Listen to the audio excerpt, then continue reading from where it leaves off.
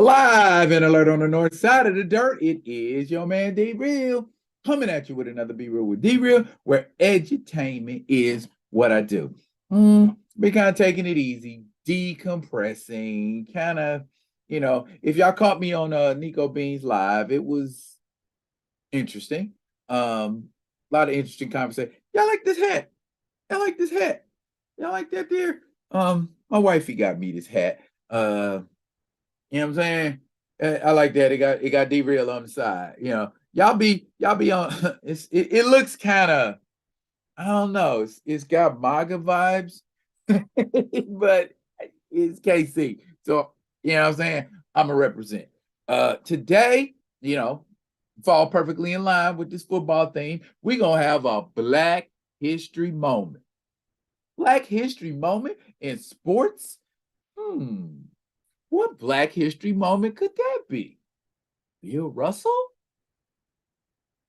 Althea Gibson? Arthur Ashe? Venus Williams?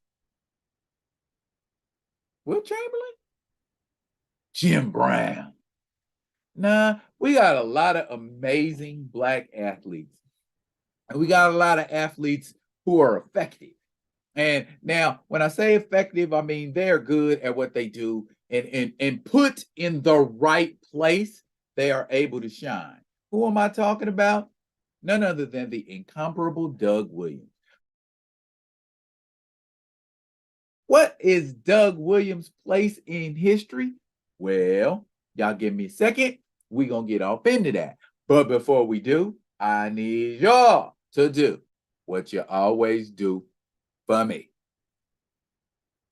Comment, like, subscribe, and share the Be Real with D Real page so that when new material comes out, you get it. If you're digging what a brother shoveling, put some dirt in my bucket, comment, like, subscribe, and share the page. I don't like wearing this, so I'm not gonna wear it. I feel like I'm riding for them, and I don't want to do that. You know what I'm saying? I mean, I dig it, but you know what I'm saying? If they ain't giving me no guap, I ain't giving them no rock. So here we go. Let's talk about one Doug Williams. Now, you knew I was going to do it, right?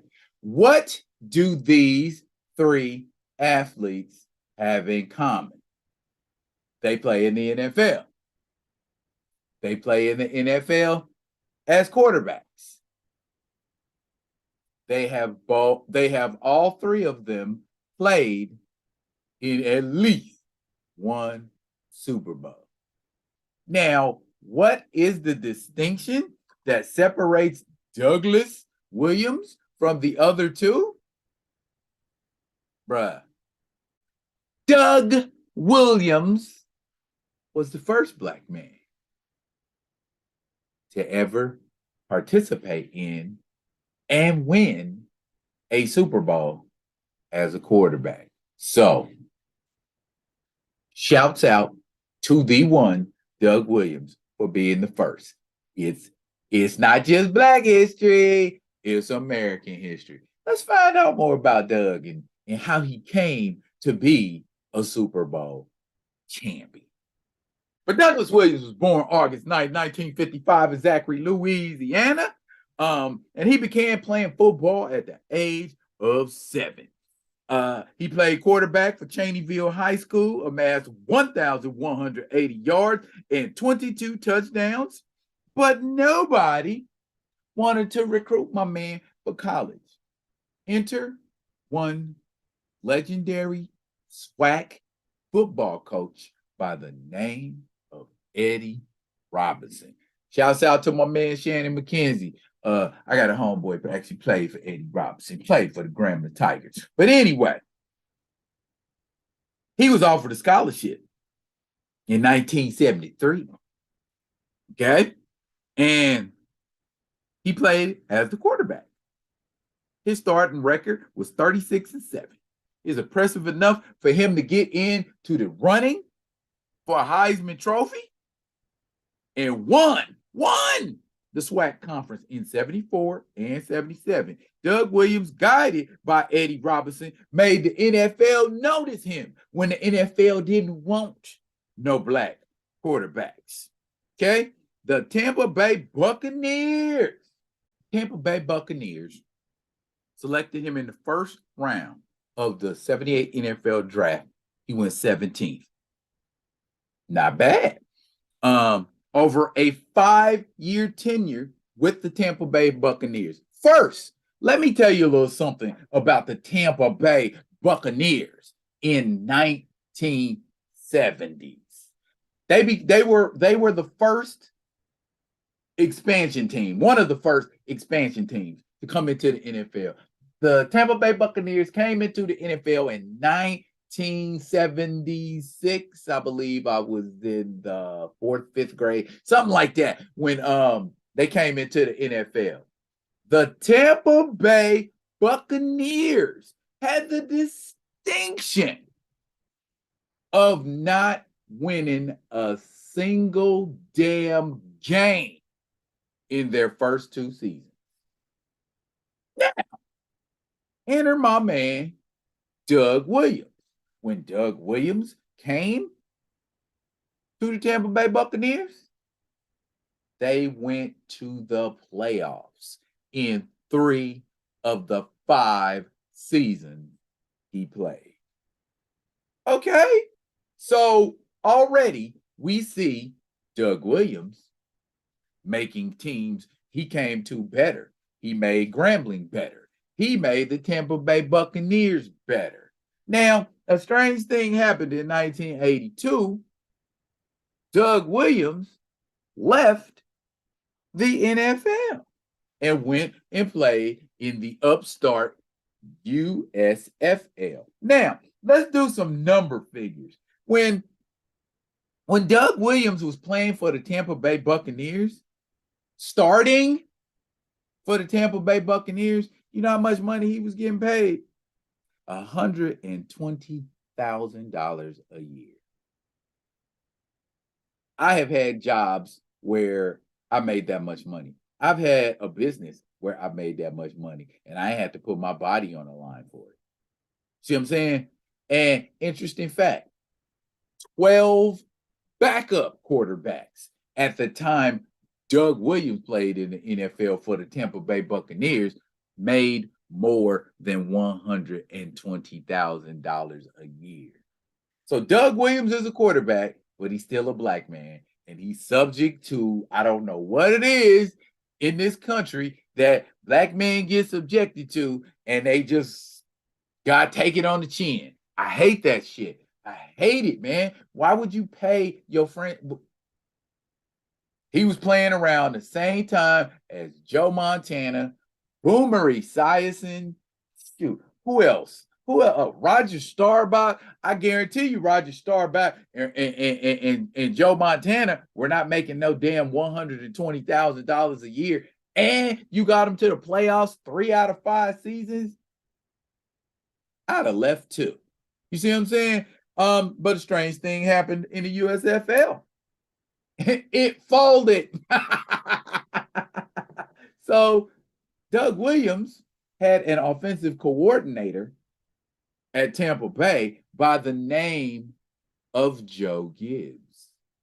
Joe Gibbs gave Doug Williams a call one day and said, I would like you to come play as a backup quarterback for me on my team.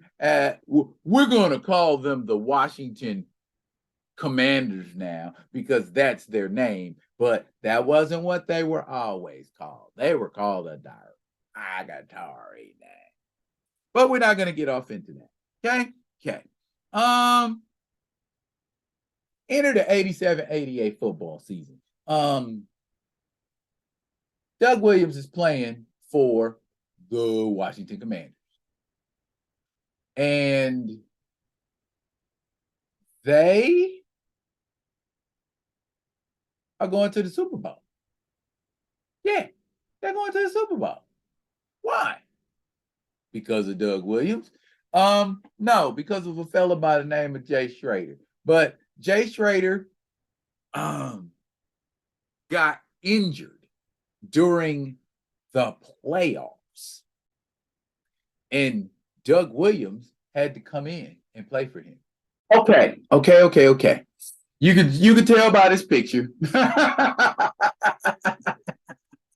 what happened in Super Bowl 22 on January 31st, 1988. Now, let me put this in perspective for you. 87, 88 season wasn't nobody talking about no Doug Williams. The only person people were talking about in the 1987-88 season was John Elway. John Elway was the man who was going to bring the goal home, period, point blank. Now, Washington had a hell of a defense that year, but Doug made a contribution. Boy, did Doug ever make a damn contribution. When he returned to the NFL in 1887, in 1987, he was still struggling for playing time. And just so you know, in 87, Doug Williams only played 3 games. 3 games. Okay. That's some Jimmy G type stuff, ain't it? Coming off the bench and being great. But anyway, Doug Williams went to the Super Bowl and went against John Elway. Threw 18 for 29 for 340 yards in a 42-10 rout. The first quarterback to ever play in a Super Bowl that was black not only came up in that bitch and won, he stomped ass. You know what I'm saying? And that is the legacy of Doug Williams. He is the man who set the standard for black excellence in football at the helm, quarterbacking. What's some interesting stats about my man? Well, let me tell you. He went on to coach at Grambling State, his alma mater, from 98 to 03, and then again in 2011 to 2013. He also has the distinction of playing in the 1979 season with the Tampa Bay Buccaneers against Vince Evans, who played for the Chicago Bears at the time. And guess what? Were black quarterbacks. That was the first time 2 black quarterbacks ever got on the field and played each other in the NFL. Doug Williams stayed creating history. And I just thought I would share it with you. Anybody out there who's a Grambling fan, a Tampa Bay fan, hell, a football fan, let alone a Washington Commanders fan, should know who Doug Williams is. Hope I was able to help in that aspect. That's it for now, but fret not. I will be coming at you with another one of my other ones. Hey, don't forget to check out my live tomorrow, 6:30 Pacific, 9:30 Eastern. We'll be talking the usual stuff that we talk about and maybe a few other things. And I just want to give you my perspective. Please tune in. And as always, comment, like, subscribe, and share the Be Real with D-Real page. As I said earlier, before I interrupted myself, I'll be coming at you with another one of the other ones. And until I do, y'all be good. Be good to each other.